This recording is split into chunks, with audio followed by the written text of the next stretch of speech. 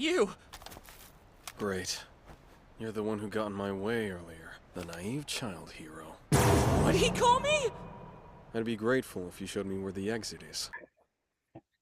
Alright, it's working. Let me make sure this is working. Yes, I got some new toys last week, so Very cool. just trying to upgrade my technology. I've been doing a lot of technology shopping since March.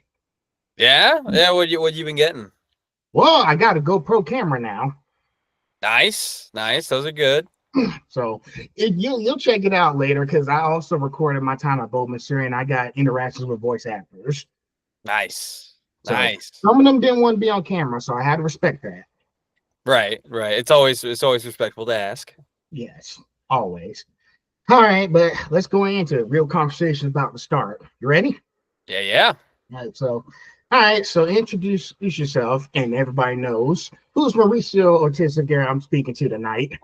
That's right. I'm Mauricio Ortiz Segura. I'm a Mexican-American voice actor that's been doing this thing for like 4 years now. And keep trying to do more cool stuff and always trying to do my best. And you can hear me in things such as My Hero Academia, You're Next as Giulio Gandini, To Be Hero X as Lin Ling and Nice, Sojun Han in True Beauty, Shinichi Kudo in the new Detective Conan dub, and so many more things.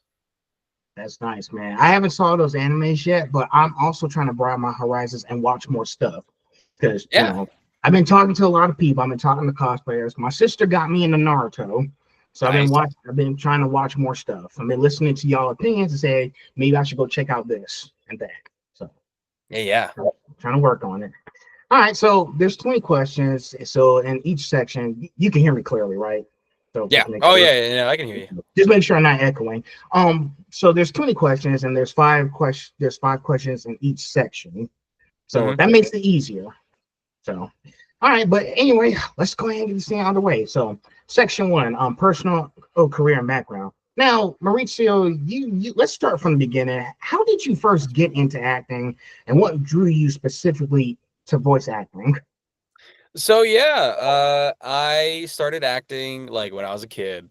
I did like my middle school theater and all that fun stuff, and I did theater all the way through high school. Actually, I stopped because I was like, I want to try to do sports. I did sports for like a year and a half. I didn't make the basketball team, and so I was like, crap.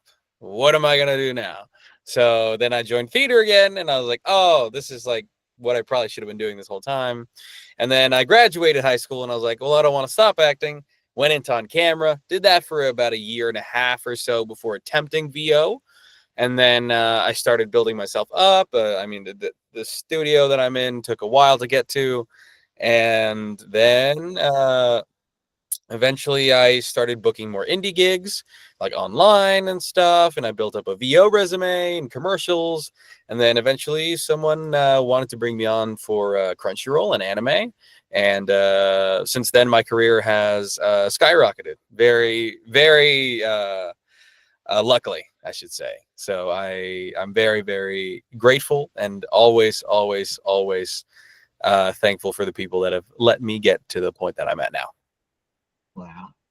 That seems to be a very quiet, explosive journey you had from, day one to where you are now. Because I know some people have to start somewhere because, like you say, you did sports, then you realize it's not what I wanted to do. But you kept searching until you found exactly this is me. This is what I was born to do. Yeah, yeah. I always really liked acting and doing voices and doing skits and all this thing. Even when I was doing sports, I loved doing silly little skits with friends. We'd record on YouTube and stuff. And yeah, I would always do those things, man. And it wasn't until, high school when I fully realized that love. And my theater director actually wanted me to go to college for theater. And I said, nah, if I'm going to go to college, I'm going to go to get a degree in something that's like, I don't know, stable, I guess. But I didn't want to quit acting, right? Because, I was like, I still love acting. I have no reason to quit. And so I got my first gig, then got my second gig, third gig, fourth gig, just kept going. And, luckily I had that theater acting foundation, which I think is one of the most important things that you can have. as an actor is theater Yeah. foundation. But so that's what I always recommend to every actor. If they're like new, or if they're like, how do I get better as an actor? How do I get like, I want to break into on camera? And I'm like, well, first do some theater, because theater really helps you learn how to act bigger and more natural in a way. That's nice. Yeah, and it teaches you both ways. Theater can go both the very expressive and explosive VO style that happens in a lot of animation and video games and anime. And then for on camera, it also teaches you, you know, how be aware of your body and all that fun stuff. Mhm. So yeah, Okay. have I answered the question? I'm sorry, I No, no, rambled. no. Listen, look, no, whoa. I want you guys to talk. I need you guys to talk. That's the point of these. This is the point of my podcast, the conversation. I want y'all to kind of talk about these backstories. Keep talking. It's interesting. We want to know everything, how you this, you know, everything, your backstory is, how y'all got to where y'all need to be. I want y'all to ramble. I appreciate that, you know, but I do ramble a lot. So if you ever need to like rein it in or move to a different question, don't hesitate to stop me. I promise I'll let you know. Awesome. But yeah, does that answer your question?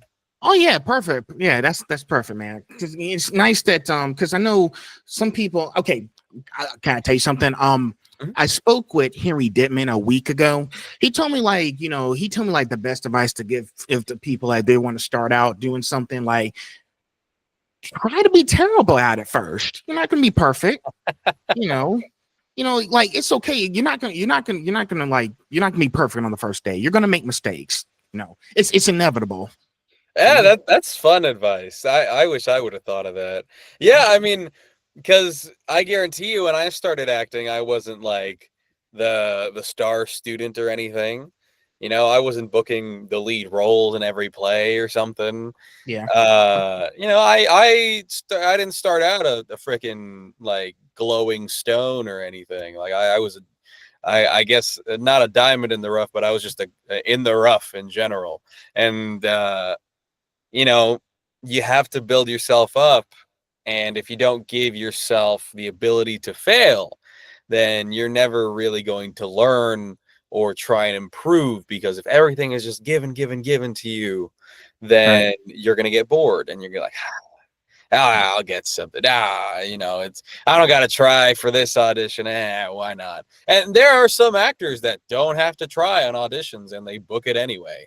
Yeah. Or maybe they didn't book the lead, but then they book a role that is super important in like a season 3 or 5, and they didn't even know it at the time. There's like, yeah, this is just work for like a week, and then I won't think about it again. And then all the fans were like, dude, you booked like the main villain of the whole arc, and you're like, what? You know, that happens a lot more than you think.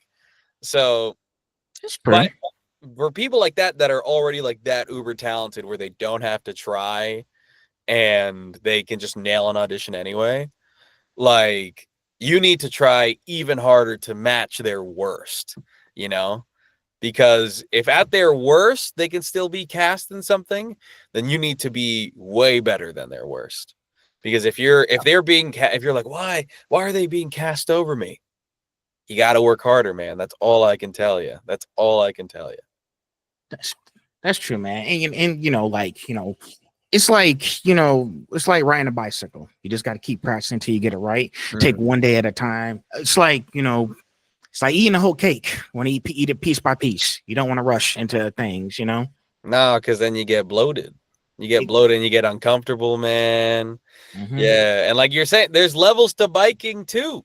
You know, like you can Mhm. learn to ride a bike, and once you learn how to ride the bike, you're like, yeah, I'm pretty cool. But then you see a dude doing tricks and flips and twisting that thing round and round, and you're like, dang, I wish I could be like that guy. Well, you can. You just gotta keep trying, man. Don't try so hard to be something that you're not. Just be you. Mm-hmm. Just be you. That's all we can ask. Absolutely. Um, so next question, and I actually like this question because my parents were trying to get me on the same track, which like kind of what you did. Now before voice acting, you said that you worked as a TV news anchor, if I'm not mistaken. Yes, I did. Okay. How did that experience shape your performance skills or your approach to acting? I think it really honed my ability to read on the spot. Because, when you're doing the reporting thing, you do get to read off a prompter, which is very nice. And ADR is not terribly different from that, where ADR, sometimes you don't get to read as a reporter or an anchor. You don't get the chance to read the news, like a breaking news, crazy politics thing just happened. Okay, well, now they're going to type that into the prompter, and I'm going to have to sight read this, and I have to read it perfectly, or else the audience is going to think I don't know what I'm talking about, And it's sort of like that in anime as well. When you show up to do ADR, you are not given the script beforehand. You just show up, and they're like, "This is the line. You're ready to go?" And I'm like, "Sure thing." And sometimes it's as easy as, "Okay," and then you're done, and that's it. And that was like 15 minutes. Or it could be as hard as you have an hour-long session, but you are still like, you are not even a named role. You're just a guy that is in the episode for a really long time but has no name. It all varies, especially in like Walla sessions. Walla is whenever you're watching a show and you hear a bunch of noises, like you hear the background noise. Yeah, that's Walla. And when that happens, usually you get like 4 of us in there, and we're all talking into the mic at the same time. We're trying to have conversations, fill the space. And then when you move on to the people that, eventually you'll see extras on screen, and they'll be talking, and we got to do those voices. And sometimes we have to voice like 3 or 4 of those guys. And so we have to shake up the voices, or else you're going to be like, that's the same guy from 2 scenes ago. Or, oh, that's the same actor. He's not doing a very good job. I can tell that's him, And so your job as Bits and Walla is just as important sometimes as being the main character and the supporting characters, because bad Walla can still ruin a show. There are clips of like bad moments of when I think I saw like a Genshin Impact compilation of like, did this guy just show up to work today and just read? Like I've seen this compilation. I'm like, oh, that does sound bad, but like sometimes it's not just on you. Sometimes the director has to okay that thing. So if they thought it was good, you as the actor, you just have to be like, okay. That's nice. That's nice. Because I know, because thing is, we had to deal with some of that stuff. Because I went to college. I graduated from Flagler College, St. Augustine, Florida. I got a bachelor's in media production and journalism. We had to deal with that same kind of stuff throughout the classes we had to take. I think it was like production 1 and 2. So we had like the similar things that you were going through. But yeah, I learned so much of how these like news outlets were really treating each other, basically like ear to ear, wall to wall. Really just can't tell the difference until you like be part of the like on set. And that's something I got to experience firsthand myself when I was almost done, because I was like halfway done with my college years. So I'm starting to understand like how the new stuff works. So I think I'm starting to get the picture. Yeah, dude. New stuff. It's so hectic. Like when you get in the in the studio in there, and everyone's running around, everyone's talking to everybody, everyone's talking over each other. Luckily, if you're the anchor, like I was most of the time, it's a lot calmer. You're sitting in a table, and you know what to expect. Sometimes things change, and you have to be able to adapt on the fly. That's another thing that really helped me with acting, is just being super adaptable. If you're not adaptable in acting, then you aren't going to survive for very long. But some people have one voice, and that's all they do, and they make it. That's just what happens. Yuri Lowenthal, one of the greats. That guy doesn't change up his voice for anything.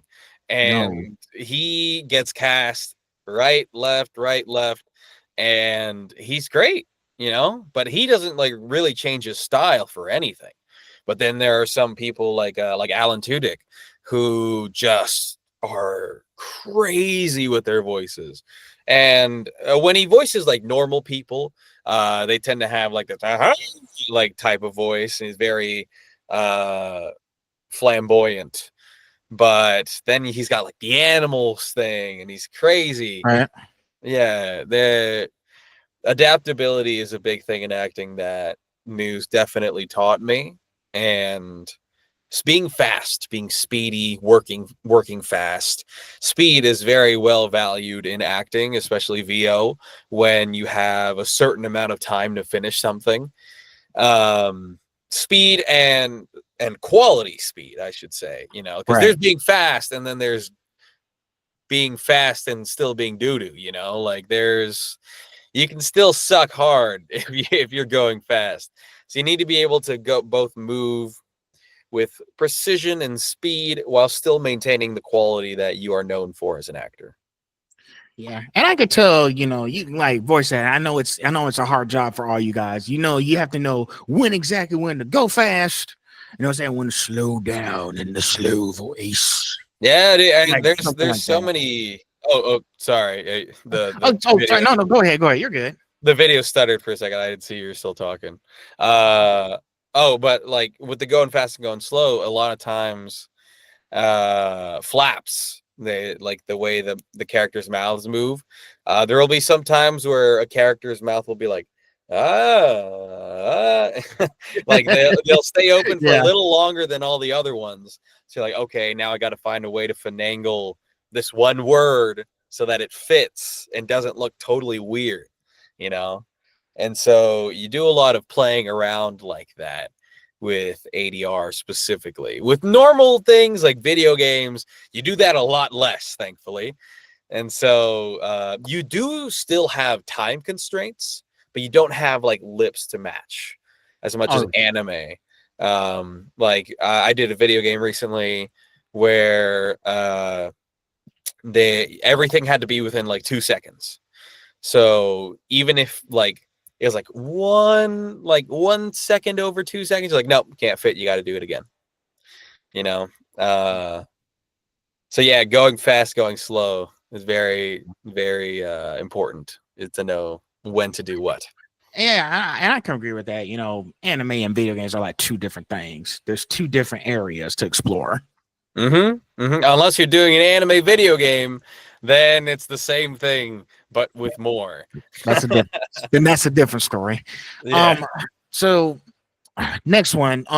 Now you've worked across TV, anime, and video games. Of course you do. Do you approach each medium differently, or is your process pretty similar? So by TV, do you mean like news or? Yeah, I didn't. What I meant to say was like just by anime TV, because I think it's the only thing you Oh, do.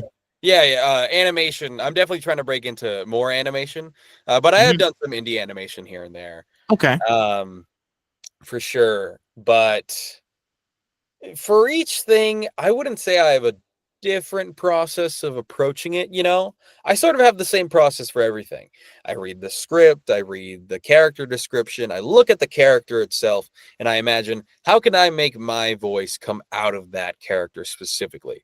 Because my voice is not going to be the same as another AAA actor that's coming out there, or an actor that I might not know at all, and they're just going to nail the audition, and then they're going to skyrocket into fame, So I would say my process is really, it's a very boring answer, but it really is just reading what I'm given.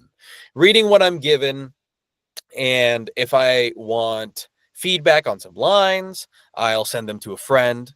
And they can be like, hey, I'll be like, hey, what do you think of this read? Like, I can't tell you the project or the character's name, but what do you think of this read? I'm going to tell you what emotion should be in every thing. Like, I'm going to tell you what's happening in the scene, but and so they'll give me feedback and be like, okay, this is good. I don't understand this. How's this? How's this? And be like, okay, this is good information. I can go back in and then I can try it with this new direction or new perspective that I was given. And I do that for pretty much every audition I'm given. Now, there are some differences in video game and anime performances, especially in the auditions. Anime, they don't like improvisation. They are very against that, because a lot of times when scripts are written, they are written to fit a certain amount of space. And if you start improvising, you are essentially getting rid of the writer's work and almost slapping them in the face with like, no, I know what I'm doing, And some actors can do that and they can get away with it. But during auditions, the most improv you'll ever hear is like a reaction, or like an okay, yeah, or like bah, or a sound that sort of leads into the sentence. But with video games, you get a lot more freedom. You can improvise. You can do all these fun things because even if most of what you're going to be doing is sort of like ADR, and ADR stands for audio dialogue replacement. Yeah. For anyone listening that doesn't know what ADR stands for. But sometimes you will have video games where you're doing mainly ADR and you're like, yeah, okay, I have like a certain amount of space that I can mess around with, and I don't have to make my read sound exactly like the original performance, but I still have to stay within that time frame. And then there are games where you are given free reign to do whatever the hell you want. You can do whatever you want. It doesn't matter. It is your character and you have free reigns to just do whatever, And those characters are very rare, but very fun. And same with animation. Animation is the same. They like improv. They like comedy, but you also have to be aware of, how much you're putting in. You also have to know restraint a little bit. Right. And I want to say one thing. Something I've learned by watching you guys over the years. I'll have to say 2012 to 2019 time frame, not the 2000 to 2009 time, because I was just a kid when I was in the early 2000s. One thing I did learn by watching all you guys on screen over the years when I was watching stuff like Dragon Ball Z, Full Metal Alchemist, I know that some of you guys would like to research the character first before you figure out, okay, how can I put my personality in this character they're telling me to do? Because 9 times out of 10, voice actors will go and do research on these certain characters. They have to get ready for like upcoming show or movie. And I know in your case, like you've done like so many characters, and I know because when my dad and I went to see the Force My Hero movie in theaters, I was paying attention. Okay, he did his research on the character. He knew exactly how to make this feel like, hey, this is someone who's like, it's like someone's life is on the line here. Yeah. Basically, you want to make sure all these characters are like going through some sort of trauma, like backstory, like how they shaping into the better versions they are today. Mm-hmm. And having that backstory can be very beneficial. But at times it can also be restricting because you are sort of trapping yourself into this way of a read. And I'm not saying don't research at all. I research all the time. I research for, like, if I know the anime, I research the anime. I go read the manga. I'm like, okay, what's this? But as of recently, I've started to figure out a little bit that I think I might be restricting myself too much when I do that. And because I have always put in a lot of effort, but I don't always book every audition that I put a lot of effort into. And that's also something that you're going to have to learn as an actor, for all the aspiring actors, is that even if you put in an hour, 2 hours of work into every audition, there's no guarantee you will get any return on that effort. And that sucks, but that's just how it is. Yeah, and one thing I did tell someone else, I actually had a conversation with a person yesterday before I talked to you. Yeah, I had an episode yesterday. She's been an actor, and like she's about to be an actor in so many movies. She's actually about to be at another world premiere. I talked to her about it. She's based in North Carolina, but she's been doing a lot of work in New York City. One thing that I did tell her, and she agreed with me this on, sometimes things might not go the way you are. This is the world we live in now. We just got, the best thing we can do is just try and keep going forward. If they don't get the audience, okay, fine. Let's regroup and try to brainstorm and map this thing out. Mm-hmm. That's usually something that happens to me. If something doesn't work out for me, I was like, okay, let's retreat and figure out what we can do tomorrow. Yep. And that is another thing that a lot of people do, is they do an audition and then they finish it like all the takes, and they get one take and they're like, okay. And they walk away from it. They walk away from it for a few hours. They walk away from it for a day. And then they come back to it and they're like, okay, does this still sound good to me? Does this still sound the way I want it to sound? And sometimes if it doesn't, they just re-record the whole thing. Or they're like, I like this, but I don't like the voice, so I'm just going to redo it with a different voice.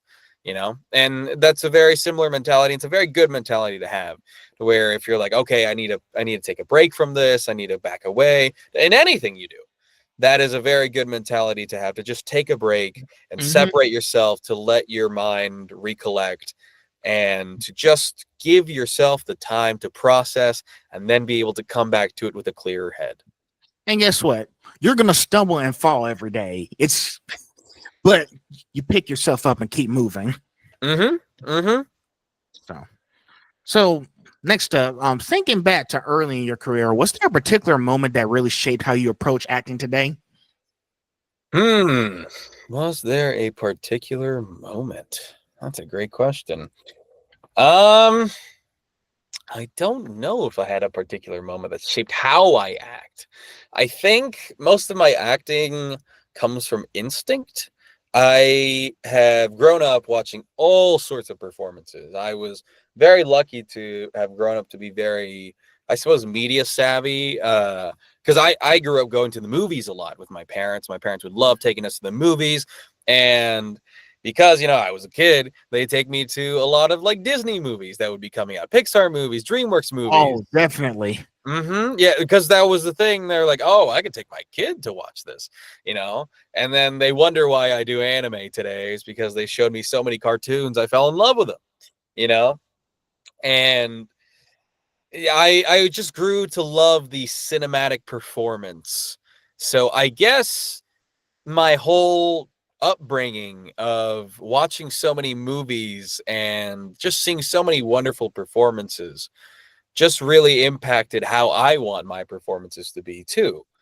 I want them to be cinematic. I want them to be grounded. I want you to listen to the character and be like, wow, that guy sounds so scared. Or be like, wow, this guy's really going through a really hard time. Holy crap. Like, I've been there, And so I want people to be able to relate to my characters. I want my performances to bring relatability, a feeling of cinema, and a grounded, emphatic performance that people enjoy and talk about, And I've really gotten to get that sort of feeling from characters like Lin Ling and Nice and Giulio. Giulio was my first romp into the cinema and a big, wide release of a movie I'm in.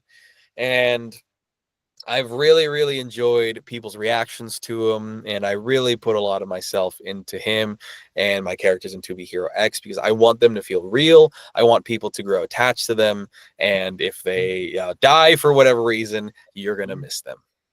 Right. There's also another thing I wanted to add on to that, and I think I talked to a few other and this was, I think it was some at the conventions or something. Even behind all those characters, sometimes you relate those to like real life situations, because there are like behind the characters, you guys are still human beings. So basically, y'all putting like your own life experiences into these characters as you like traumatic. Because I've noticed in some of those characters before, like, okay, to kind of give you an example. So let's say, for example, Dragon Ball Z. I was watching the Garlic Junior saga like 3 weeks ago.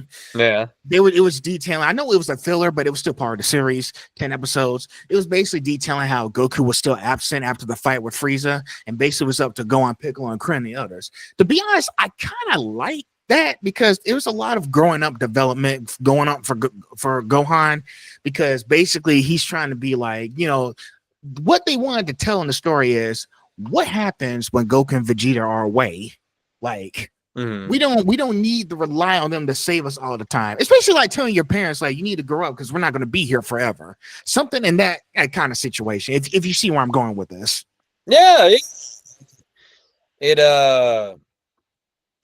people draw on those real like feelings all the time. I agree. That filler was really great because it did allow Gohan, a character that had, he was written in general, and he was getting some development, but I guess he hadn't really been confronted with a situation like that, where, oh, I don't have my dad or my evil uncle to help me out here anymore. So, and Piccolo's great and Krillin is great, but Gohan was really being set up to be this new savior of the universe almost.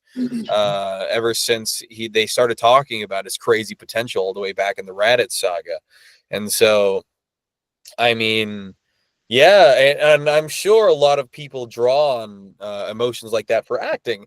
I think her name is Male Flanagan, the voice of Naruto in the English dub. Yes, that's Yeah. him.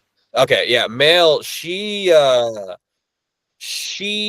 was talking recently on a podcast about how but that's a spoiler for you. Well, I don't want to spoil it for I you. don't care. I don't care. Okay, well, there was a very sad moment for Naruto in the series, and she said she drew on the passing of a loved one that she had for that scene, and it was very pungent.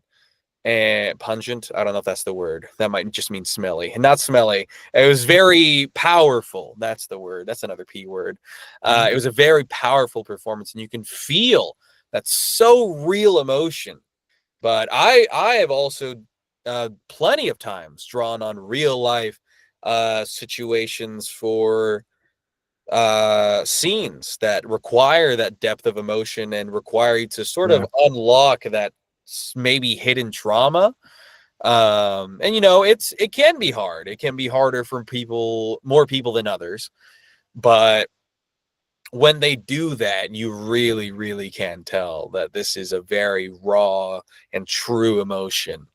And I've had to do that plenty of times because, I've had plenty of times where characters they're furious and they're crying at the same time.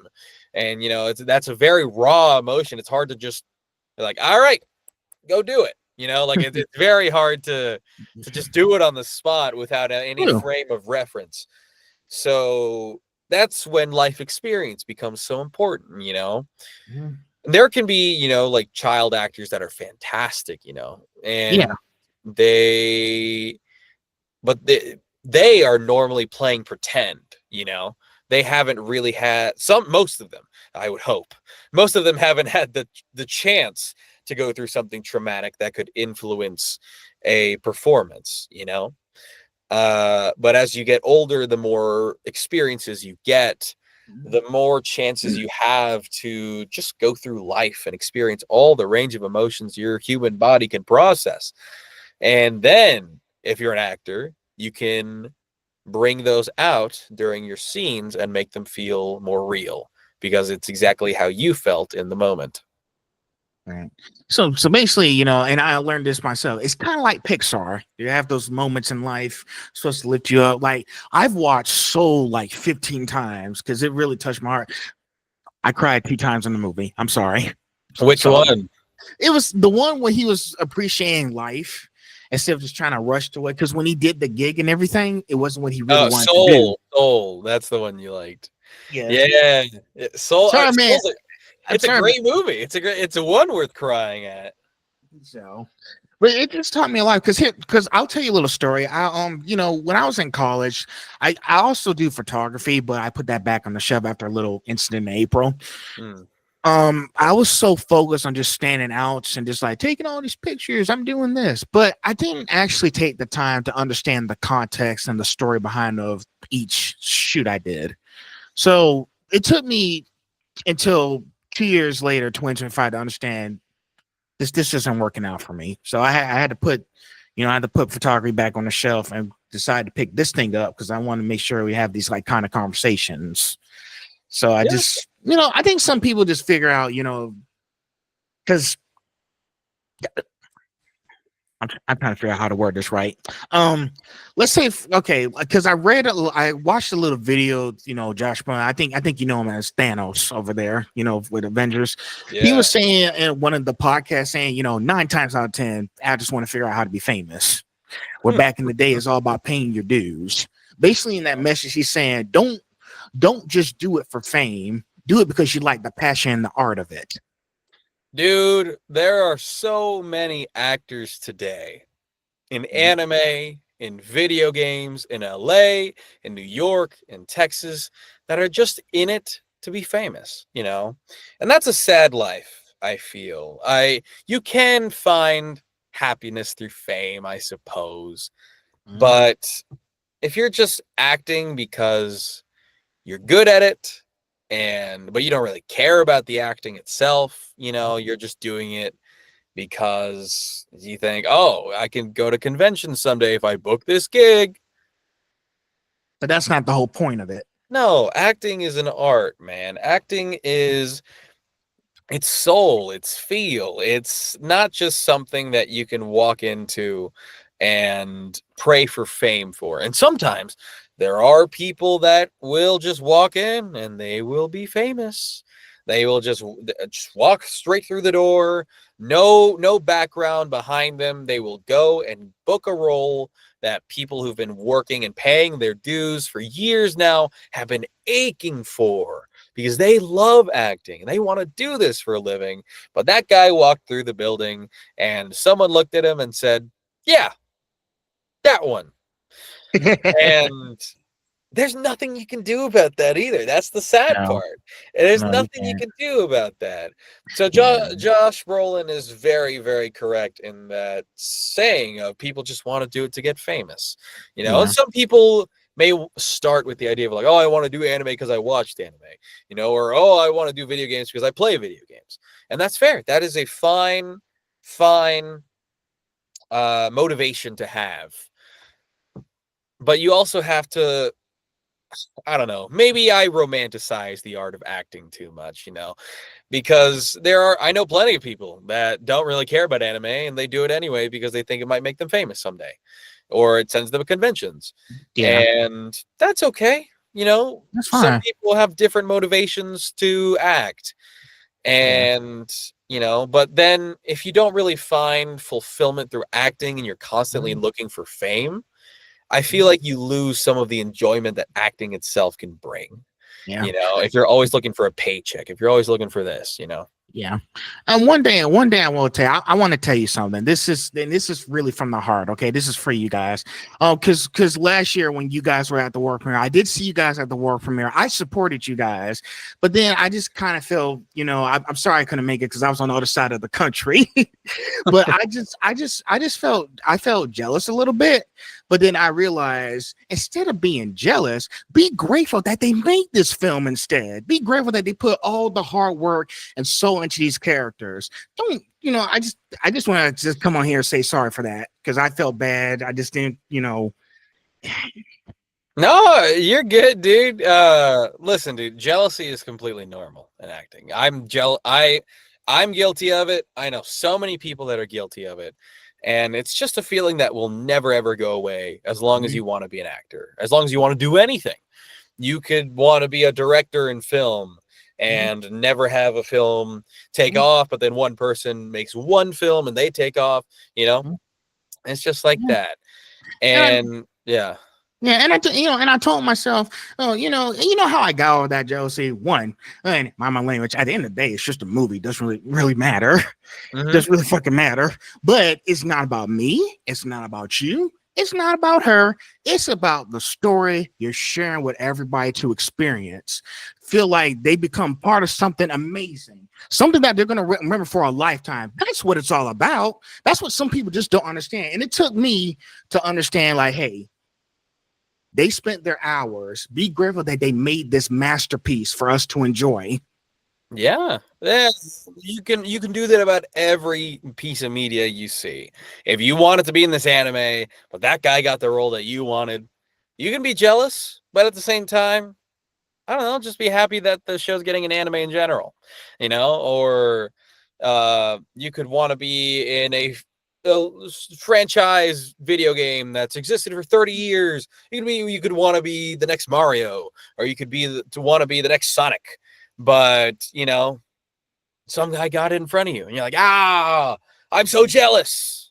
But you could also be like, well, at least I'm getting a new Sonic game, like, and that's how you should look at everything. You should look at it from a different perspective of, can I, am I just jealous, or can I still get something or like a good feeling out of this, even if it's not exactly what I wanted? Yeah, exactly. And listen, ever since that, I just been like, hey, life is about the journey. All the other stuff is just noise. It's the basically, is what you're going to be remembered for future generations. That's basically what it's about.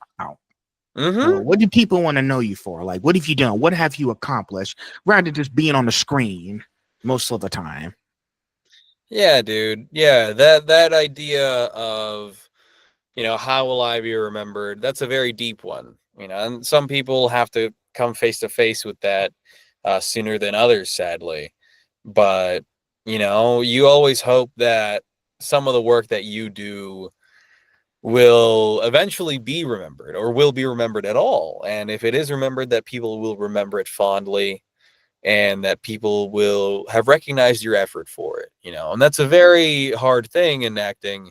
And it sort of plays into the idea of acting for fame itself, because clearly the more famous you get, the more people know you, and the more people know you, the more likely you are to be remembered in the hearts and minds of thousands and millions of people, and maybe that's a subconscious thing that a lot of people who act for fame feel, but people who act for the art as well, they feel that same feeling. And with anime and video games, that stuff tends to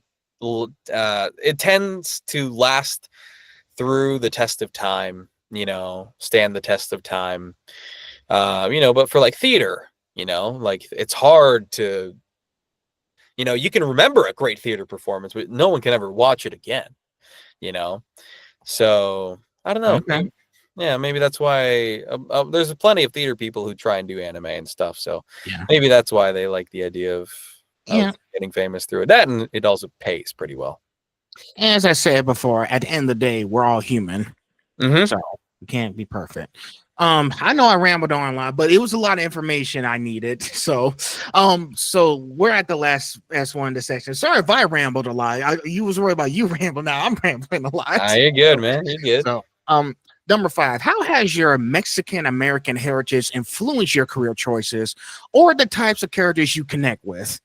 Oh, it influences a ton, dude. Like I had to grapple a lot with how am I introducing myself to people, right? Am I introducing myself in a sort of Americanized way? Like, hi, I'm Mauricio Ortiz Segura.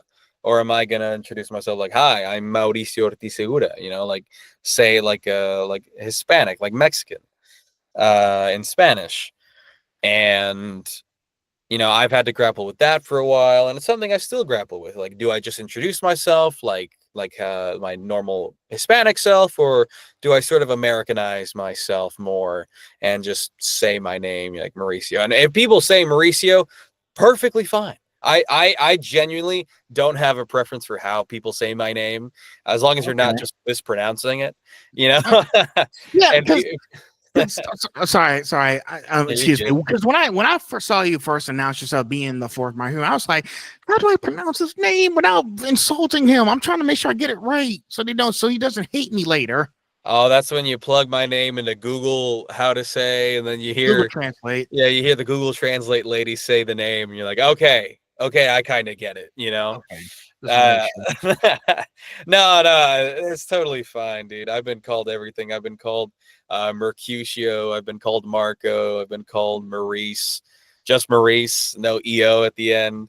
And I just kind of roll with it. If people who shorten my name to Maurice is a little funny, but at the same time, like, it's almost there, so I don't really care. But it impacts like my name and how I introduce myself. Luckily, I think I've managed to enter an era of acting and the industry where being your more authentic self and not trying to be white is actually being seen more favorably, I should say, because, back in the day, there were plenty of actors that were like maybe Hispanic and they were very white passing. And so they would just be like Jason Liebrecht, who is the voice of like Dobby and Lucci and so many other very awesome characters. Met him in June. Jason Liebrecht, fantastic actor. He's Hispanic. His name is Ernesto Jason Liebrecht, but he just cuts off Ernesto and just introduces himself as Jason Liebrecht. And only recently has he started going by Ernesto Jason Liebrecht. Like within the last couple years, he's decided, okay, I'm just going to throw Ernesto back in there. but everyone calls him Jason, because that's how he introduced himself. And sometimes that's just how you had to survive back in the industry. Like there are plenty of stories from Asian actors where they were told, you got to change the name. You got to change the name. You're never going to make it in the industry with a name like Sungwon or, or names like that, And there are still plenty of Asian actors that still change their names from like maybe what their actual Chinese name is or what their actual Korean name is, because some people just don't want to pronounce them. They're like, so they change their names to something super American and whiter, I should say. And so, they'll go by John, they'll go by Dave, they'll go, by or Sarah, just something more American, I should say, I guess, even though American is a giant group of people.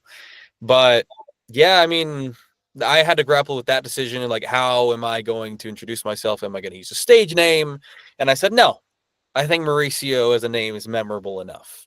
And luckily that has managed to be the case, because every time I walk in a Crunchyroll, I am the only Mauricio ever on the board ever. And so it's very, very cool to me that I can stand out in that way, because not many people have my name in this industry. There are plenty of people named Mauricio, but it's very rare to run into one that is trying to act, I should say, at least at my age and my level. But yeah, dude. And, it's also impacted the gigs I can get. I can book a lot more things that are Hispanic only. Right. And, some people don't get those opportunities. And sometimes the Hispanic characters end up being the coolest ones or something like that. And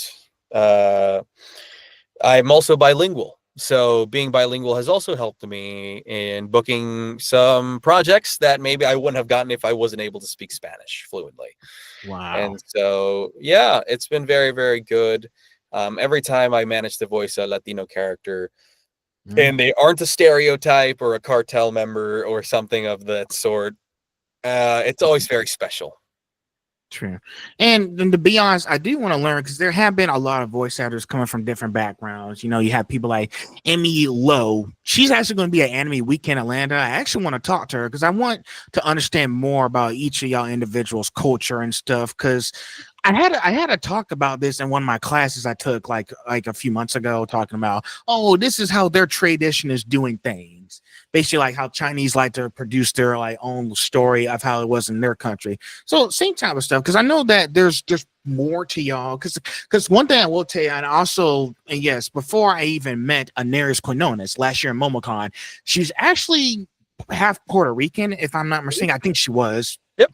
So I was, because thing is, it never crossed my mind because I'm so focused on getting her to answer one of my pop culture questions. But she's going to be at Anime Weekend again this year, so maybe because thing is, I posted her and AJ Beckles because they're together, and I was like, of course she would be with AJ Beckles. I mean, aren't they always? So I was like, I was telling people, what else should me and AJ and there should talk about? Everybody pop some popcorn right quick. Yeah. So I was like, maybe I should ask, because I am curious about Aneris Quinones' heritage. So maybe I can ask her some questions or something about that. I mean, I still want to have fun at the convention, but I still want to talk about y'all because you guys are human beings with amazing stories to tell. I just kind of figure I want to at least get a chance to sit down and talk with some of you guys. Yeah, of course, man. And some people love talking about their heritage and their traditions, and some people don't. So it's just a matter of asking them and being like, hey, would you be down to talk? Some people are. Exactly. And since it's pretty much a convention, what's going to happen is I'm going to have to do another interactions with voice actor video. I just have 3 questions to go when I get up there. Because like I said, like right now they're like pretty famous, so it's going to be a while before I even get to them. Like because before we get into the next section, which is this. Before we get into the next section, I got so many messages from people on my feed on Instagram saying, "Wait, are you talking to Kayli Mills too?" And I was like, "Okay, let's just go ahead and clear the air because there's a lot of confusion going here. I'm talking to him, Mauricio Ortiz Segura. I'm not talking to her. I'm talking to him. It's going to be a while before I get to her. Okay. So let's go ahead and get that thing out. All right. Yeah. So it's you see what I got to go through. All this stuff. Yeah, But dude. Yeah. So, but anyway, let's go into section 2. My Hero Academia, you're next. So, stepping into the world of My Hero Academia must have been exciting. Yes, it was. What was that experience like for you when they announced that you were playing Giulio Gandini back of last year? Yeah, dude, it was crazy. They emailed me and they called me about it, and it was very, very exciting news. And I knew nothing about the character, so I tried to do all the research I could, but there wasn't much out. So at the end of the day, I did have to do a lot of guesswork while I was in there for the studio. But luckily, my director, Mike McFarland, who is actually very ill, so if people could go donate I've to, been reposting all that stuff on my feed. I've been posting it like yeah, I'm go speechless. go help out a guy who's given so much to the industry. Mike McFarland, he has a donation going on, I believe, at GoFundMe. So go find him and please donate because he's fighting real hard right now. But he was an absolute sweetheart. He helped me get into character and help me understand the movie's plot right away, because I already knew my hero, but I didn't know anything about the movie itself because there was no information out. And so Giulio was very, very fun to dive into because he was still sort of along that line of characters, but I never really gotten to work with a character as much and as concisely as I'd gotten to work with Giulio. So he was very, very fun to play. Yeah. I could tell because I know, like, when they announced you, I was like, because thing is, I didn't see announcements until later on through the year. I was at work, I was working at my job. I go on Instagram and just like post a lot of pop culture news. So when I saw your face, and I was like, hey, who's this guy all about? Let's do some research. I was like, wait, he did this? Okay, they got my attention. He's going to do great, and you did. I did not doubt you for a second. Listen. These people who are doing directing, they have to make sure they choose a very specific voice actor for these roles. It's not like, you put your hand in a barrel, you just pick a number out. No, they make very deliberate choices when they cast. There's no mistake about that. They usually pick very good picks, and when they finally found the voice that they wanted, then that's the one they go with, and they'll rock with them. So, hey, it's nice that you people like that opportunities like that don't come that often. So I say go take the opportunity. It might not show up again. If I see opportunity, I take it. Yeah, no, absolutely.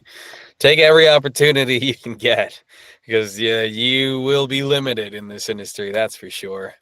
Unless, of course, it's something that you don't agree with morally or something, you shouldn't feel pressure to take any role that you don't want to take. Now, next question. Now, for Giulio Gandini, how did you prepare for the role? Because I know you said you didn't get much details when they first announced that you were doing this. And were there aspects of the character that you personally connect with? Let me tell you how much I prepared for the role. I prepared jack for it. I wasn't prepared whatsoever because I knew nothing about it. And so I just walked into the session and I was like, what are we doing? How's this going to work today? I just know this guy. I know what he looks like, but I don't know anything else about him. And so that job was solely on Mike's shoulders to essentially do the prep for me and tell me, because I wasn't told much ahead of time. And sometimes that's just how the gig works. Sometimes that's all you get. You get no time and you get no information, and you got to go in there and give it your best guess. And hopefully that guess carries you to the end. So pretty much you were going in unknown territory when you got there, but you figured out how to navigate with the lights on. Yeah, pretty much just blind guessing the whole way. But it wasn't that different from the ADR I had done before. It was like, it was the same type of work. It was just a different character. And I knew because of the project, that it was attached to, the franchise was attached to, I had to give it a lot more care and attention. And Mike knew that too. And so he was very, very precise with his direction. And he definitely helped me get the character down. That's nice. I can tell, Mike McFarlane, he's been a legend for years.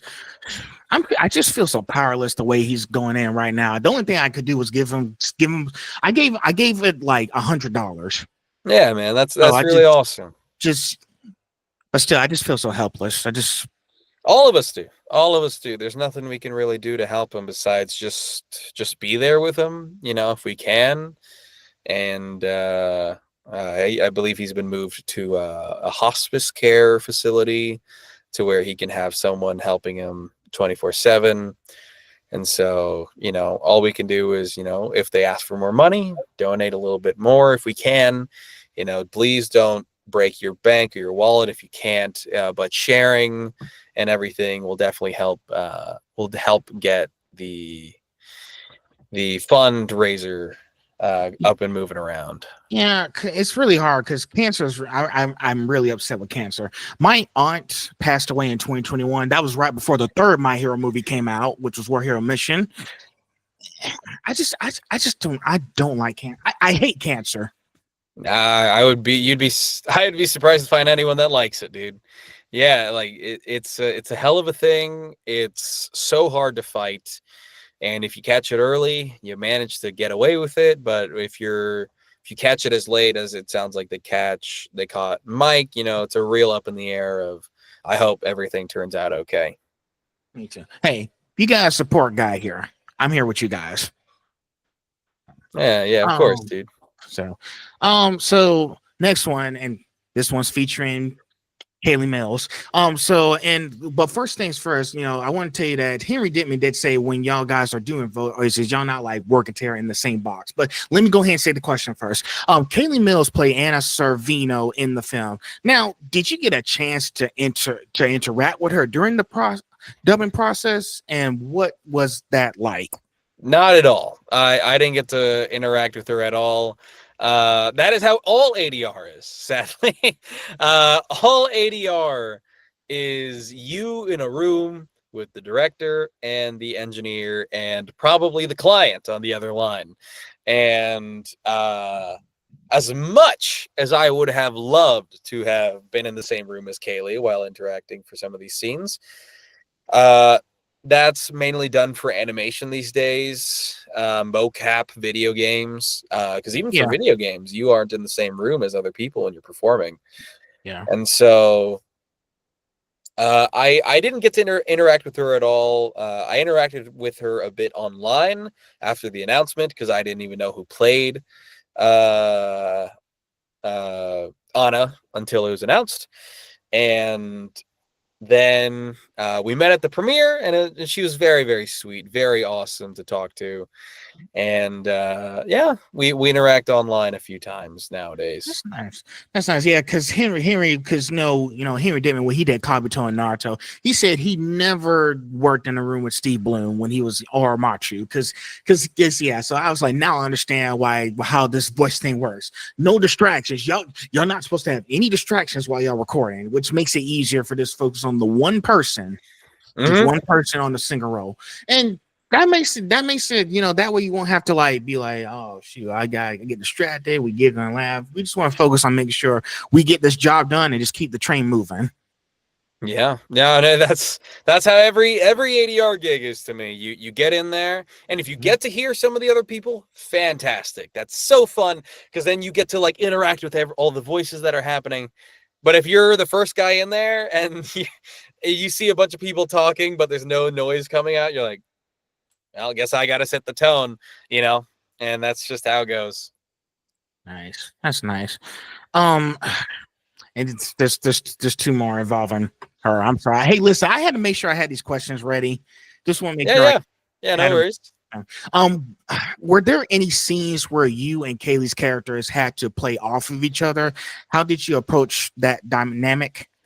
Yeah, there were a few scenes. There was the there were some scenes like in I think Giulio's dreamscape where they were both young and he still had all his limbs, and he was like butlering her, and they got to interact off of each other there. Yeah. And there was the scene at the very end, very end, where they finally get to talk to each other for the first time, I think, in the whole movie, post everything being okay. And it's very sweet. It's very obvious. He's like, you don't need me anymore. And then she's like, oh, but I do need you. And it's all cute and romantic. And Giulio's trying to play it off. He's trying to be a little tsundere, but it's not working. And that one was very cute. I don't know if I got to hear her there. I might have recorded completely before her. So I don't remember if I got to hear her there. I don't think I heard her at all throughout the entire recording process. I think I heard her scream once, and that was it. But that ending scene was very sweet, and I teared up recording for it.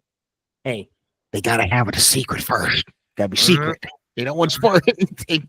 And then last question out of this section for My Hero You Next, and I'm probably going to add some rambling stuff here. For fans, is there a behind the scenes detail involving either you or Kayli from the recording process that might surprise them? A behind the scene thing that might surprise them. I don't know. This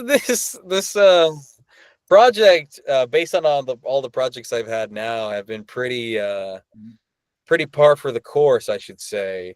There wasn't too much that was crazy different.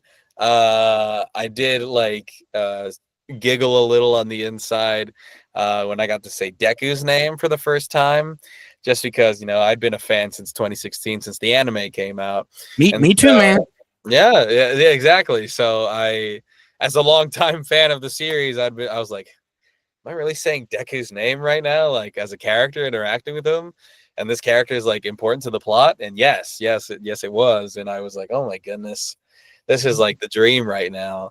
And that I guess that I don't know if that was a fun. Oh, I do know a fun detail. So first session, right? I week before it, I got in the call and I was like, oh no, I hadn't gotten the call yet. But I had totaled my car. My car was completely totaled. Oh, and I had no mode of transport. Yeah. I had no mode of transportation. And so I was like, well, crap, this week sucks. And then I got the call and I was like, this week's a little better. But I had no way to get to work without asking somebody to work. And so I was like, and I managed to walk out of that completely unscathed, but my car was like, it was unusable. Like there was nothing usable of it left. And I was like, oh my God, how did I walk away with that with like a burn and that's it? But oh my goodness gracious. Yeah, so my girlfriend's dad was very nice to expedite me getting a car because he works at a car dealership. And so I got a new, not a new one, but a used Toyota RAV4. And that's what I'm driving. Yeah, it's a good car. It's a good car. I like the SUVs. Yeah, it gives you a lot of space. You can carry a lot of people. I don't know, it's very convenient. And I was like, hell yeah, thank you. But I had to, day of my first session, which was at like 3 p.m., I think, I had to, the day before, I flew to Amarillo, Texas.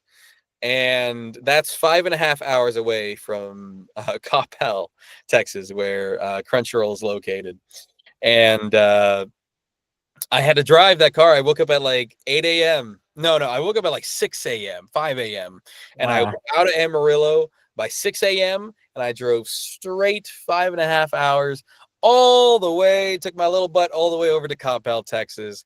Holy crap, I made a 5.5 hour drive down just to make my first session happen because I was like, is there any way to reschedule this? And they said no.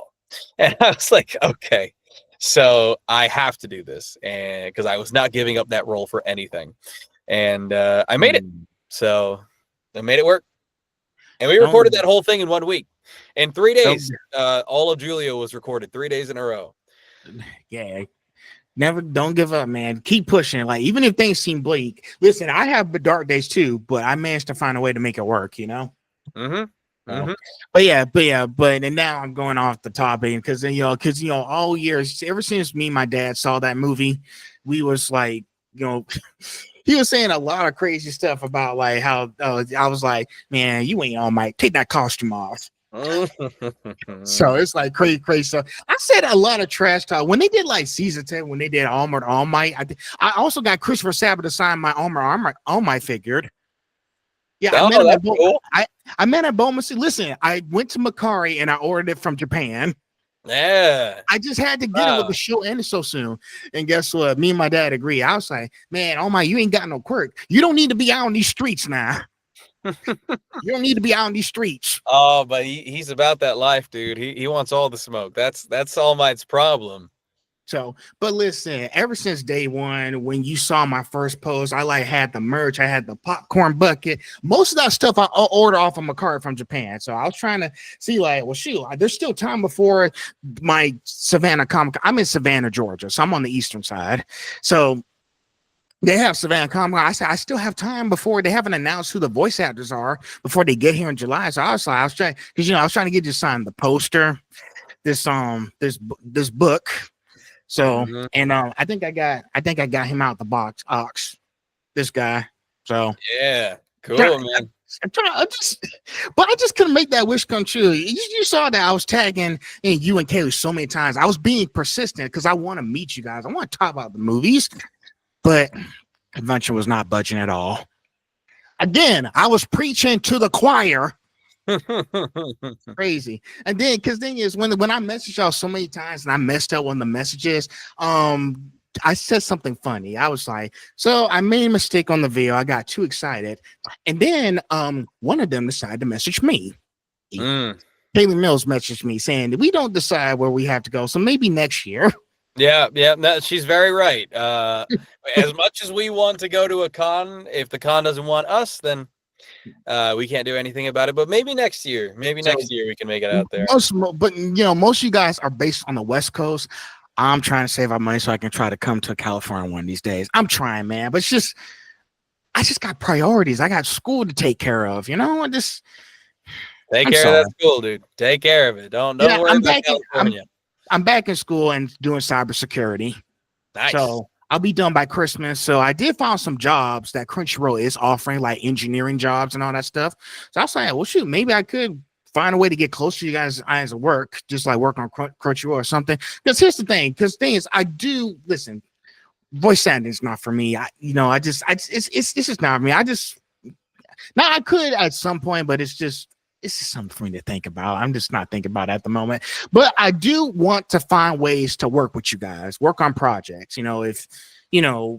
Maybe if I do work in like one of those big corporations like Crunchyroll or something, maybe we could do something together. I mean, I know this podcast that I'm doing is like the first step. So it's a work in progress, but at least I'm moving forward with something. Yeah, dude. As long as you're working on something, you'll have something to take you forward in the future too. So just got to listen. I'm good at talking to people. I'm a good interviewer. So keep up the good work. The stuff will come, and a big view might get bigger opportunities. You might be able to, go to those places, work in those companies, work with some of these people who've been in all these shows. It's possible. Yeah, just stay focused. Absolutely, man. Yeah, you got this. So sorry, I talked a lot in that section too. I just had to vent. I was venting here. You're good. How many more questions you got, brother? I'm sorry, man. Yeah, I'm that's what I get for rambling too much.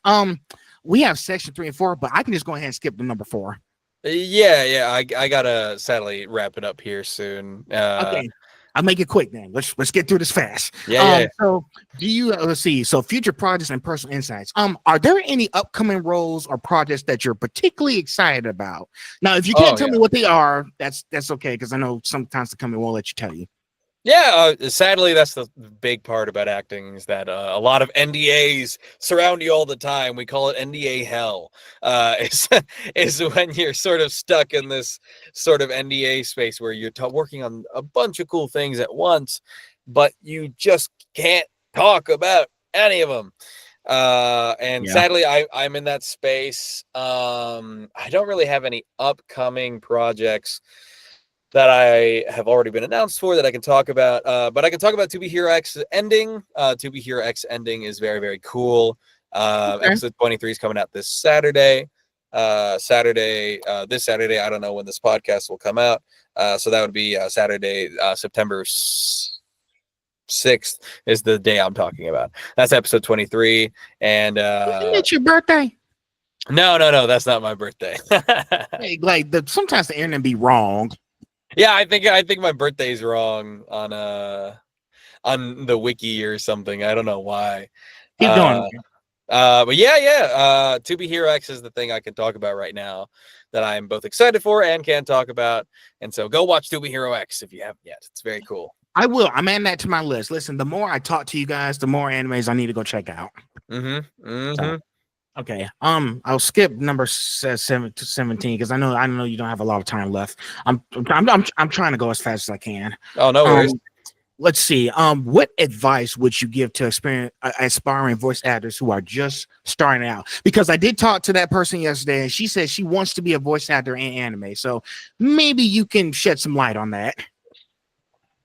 Take classes with the right people. A lot of people, because I had no connections going into anime at all. I just thought it was something I wanted to do because I loved watching anime and watching cartoons and everything growing up. And I thought acting would be a great place to finally step into more of a professional level, professional realm of voice acting.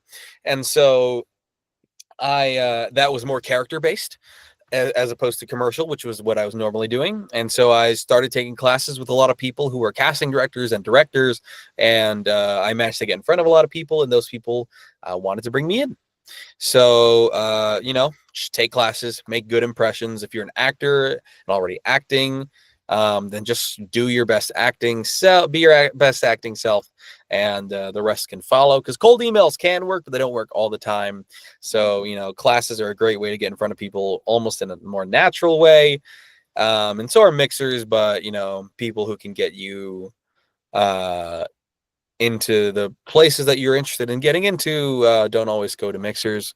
So, classes are great and natural. Yeah. And best enough, the person that you're interested in casting you and stuff is being paid to teach you at the same time. So they can measure your skill and then tell you what you can improve on. If they think you're already good, then maybe you have a good chance of being called in. Sure thing. Before I do the last question, I just want to make sure that I'm also going to, after this is done, it's going to take a while for it to finish uploading on Google Drive because they take so long just trying to upload this full video. But I will also post a clip later. I just want your consent first. If it's okay if I shoot you an invitation for a collaboration, I just want your consent first before I do anything. Sure, man. Yeah, of course. Listen, I always ask for the person's consent before I just do something. Okay. Mm-hmm. So, last question. If you could go back and give your younger self one piece of advice at the start of your voice acting journey, what would it be? One piece of advice. I guess just be patient. Be patient, and but I know past me probably wouldn't take that well. So I guess a better form of advice would be, just keep doing what you're doing. Keep honing your craft, because the second you quit is the second you sort of stall yourself out. Like you are no longer progressing because you've actively chosen to stop. And sometimes you do get like burnout and stuff like that. And that I've experienced that plenty of times where I've just been burnt out of acting from pursuing it as hard as I have. And that's a real shame, because it's something that should be a passion, feeling like I don't want to do it as much as I normally would. That always feels a little sucky. But, sometimes you just got to power through that burnout and do the auditions that maybe that you were feeling a little too lazy about and everything, because you never know what might get you the role that you want. Because I've had plenty of times where I've auditioned for something like at 2 a.m. because I was too lazy to do it earlier, or 30 minutes before it's due, and I managed to book the role anyway. So just keep doing what you're doing and turn auditions in on time. There you go. All right. Well, I guess that's it. It's really shocking that since the beginning of this year, I've been preaching to get you guys to come, but now I'm actually talking to one of you guys. I'm glad you came here to talk to me because you saw me from the beginning since I started this whole campaign with you and Kay. But now I actually had a chance to talk with one of you guys, so that's a win for me. Especially since my birthday is this Monday. Yeah, dude. Happy early birthday. I'll be 25. Nice, dude. That's awesome. But yeah. Yeah. Thanks for coming on in. Make sure you check out some of the animes he's been in. I'm gonna take a look myself after I get offline here.